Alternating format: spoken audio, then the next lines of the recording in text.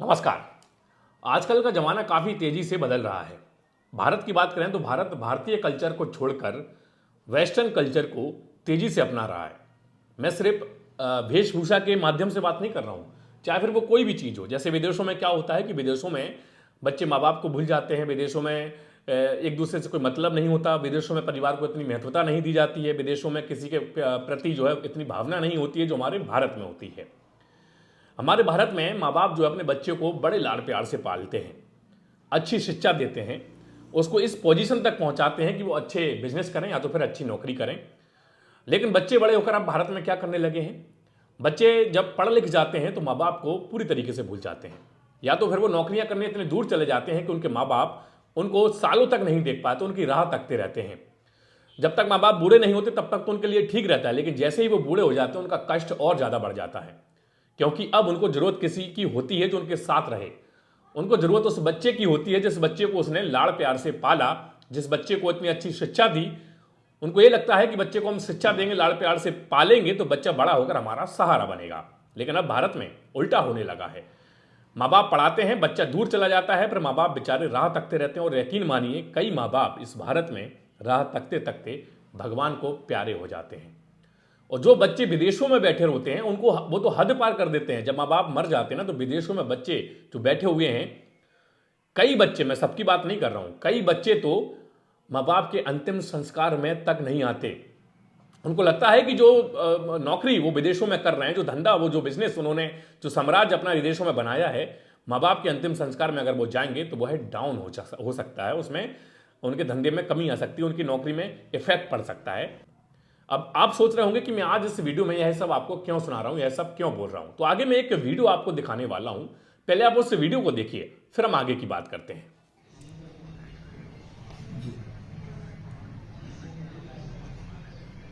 नहीं तो सामान का चाबियां तो मुझको दे दे, आप चाहे। जी जी हाँ।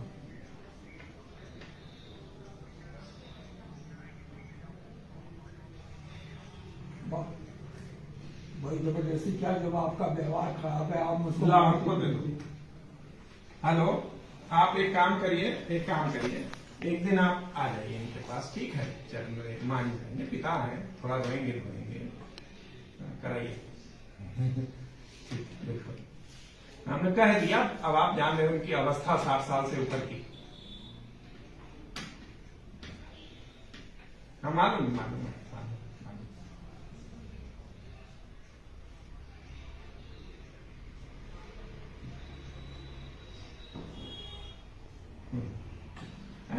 ऐसा है। चलिए, आप बहुत समझदार बड़े पक्के हो, हमको कुछ ज्यादा कहना नहीं है। आप and you handle every day so many cases like that. हमने उनको समझा दिया। वीडियो देखा आपने? वीडियो में आप देख रहे होंगे तो शायद आप समझ भी गए होंगे, फिर भी मैं समझा देता हूं कि वीडियो में आप दो लोगों को देख रहे हैं। एक तो डीएम साहब हैं, जिला मजिस्ट्रेट हैं, जो कि कुर्सी पे बैठे हुए हैं, और एक बुजुर्ग आदमी हाथ में छड़ी लिए हुए खड़ा हुआ है। बुलंदशहर के ये डीएम हैं जो जिसके दरबार में ये बुजुर्ग साहब आए थे। बुलंदशहर के डीएम ने जो है जनता सुनवाई की थी, मतलब जन सुनवाई की थी। उसमें जो बुजुर्ग आए हुए थे उन्होंने अपनी व्यथा जो है बुलंदशहर के डीएम साहब को सुनाई। उन्होंने कहा कि मेरी उम्र 88 वर्ष है और मेरा बेटा जो है गेल इंडिया में, भारत की एक बहुत बड़ी कंपनी में से एक कंपनी है, सरकारी कंपनी है, इसमें जनरल मैनेजर की पोस्ट पर है। और मैं अभी बुलंदशहर में अपनी छोटी बेटी के पास रह रहा हूँ, बेटा मुझे अपने पास नहीं रख रहा है। ऐसा कुछ जो है इन्होंने बोला। एग्जैक्टली ये वर्ड नहीं थे, वर्ड अपने माध्यम से इन्होंने जो भी बोले हों, लेकिन ये पूरी घटना है। डीएम साहब ने जैसे ही सुना तो शुभकामनाएं हैं और धन्यवाद है ऐसे डीएम को कि उन्होंने तुरंत इस पर एक्शन लिया और बेटे से वो अपने बुजुर्ग व्यक्ति की जो है माँ बाप की जो है बात करवाई। जब बुजुर्ग व्यक्ति अपने बेटे से बात कर रहा था तो वो जो है अपनी भाषा में कुछ बोल रहा था उससे। वो क्लियर वीडियो में सुनाई नहीं दे रहा है, ऑडियो में सुनाई नहीं दे रहा है। फिर डीएम साहब जो है फ़ोन ले लेते हैं, लैंडलाइन फ़ोन है, और वो डीएम साहब उनसे बात करते हैं। डीएम साहब कुछ बोलते हैं कि इनकी उम्र जो है 60 वर्ष से ज़्यादा, आप एक बार आइए। तो खबरों के मुताबिक वो बेटा जो है, जो गेल इंडिया में जनरल मैनेजर की पोस्ट पर है, वो बोलता है ठीक है मैं आता हूँ। मतलब आप समझिए कि जिस बाप ने अपने बेटे को इतनी अच्छी पोस्ट पर बैठाया, जिस बाप ने इतना अच्छा शिक्षा दिया कि उसका बेटा इतनी अच्छी नौकरी पा सके, वह बेटा बड़ा होकर नौकरी पाकर अपने बाप को ही भूल गया। और ये ऐसी पहली घटना नहीं है, तो वो घटना है जो कैमरे पे आ गई है, तो वो घटना है जो मीडिया में आ गई। ऐसी कई पता नहीं रोज कितनी घटनाएं घटित होती है हमारे भारत में। कितने बूढ़े माँ बाप जो हैं अपने बेटों को जो IIT IIM अच्छी खासी नौकरियों पर बैठाते हैं, DM बनाते हैं, SDM बनाते हैं, पता नहीं क्या क्या अच्छे अच्छे पोस्टों पर बैठा देते हैं, लेकिन वही बच्चे जो है अपने माँ बाप को भूल कर अपनी जिंदगी में मस्त हो जाते हैं, अपने परिवार के साथ मस्त हो जाते हैं और अपने परिवार से अपने माँ बाप को अलग कर देते हैं। मैं मानता हूं कि आज की दुनिया में अनपढ़ व्यक्ति पढ़े लिखे व्यक्ति से लाख गुना अच्छा है, क्योंकि अनपढ़ व्यक्ति के अंदर भावनाएं होती हैं, अनपढ़ व्यक्ति के अंदर परिवार को साथ लेकर चलने की शक्ति होती है।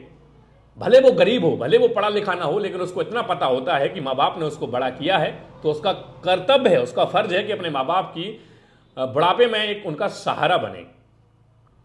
ये घटना वास्तव में बेहद ज़्यादा शर्मनाक है। ये घटना हमें सिखाती है कि आज हम अपने बच्चों को जितना पढ़ा लिखा रहे हैं, क्या पता कल वो बच्चे हमें भूल जाएं। और आजकल जो माँ बाप पढ़ा चुके हैं उनके बच्चे उन्हें जो छोड़ चुके हैं, आप सोचिए उनका क्या हाल होगा।